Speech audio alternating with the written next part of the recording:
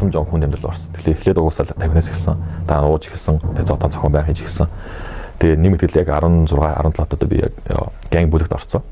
Тэр нь л одоо ганг бүлэг гэхэлээ одоо кинонд гардаг шүү дээ нэг ингэ харав те. Ингээд нэг нь насаа улаан банданатай нэг blood гэлтэй нүүдлэр ингээл цэхэр банданатай тэр нь л crip гэлтэй хоорондоо үзэл яг нэг ганг буудалцсан болно. Яг тийм төс байдал орж.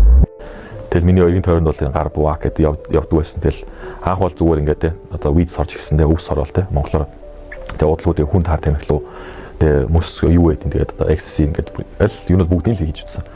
Тэгэл машин хулгайлна тэгэл ер нь тэр амьдрал яг юу дагуулдаг кинонд юу гардаг бүгдийг л хийж. Тэгээд дуурах шаардлагагүй бүгдийг л хийж. Тэгээд зодон цохмол угаасаа байн тийм riot gang бүлгийн зодон тийм байн хамрагтан.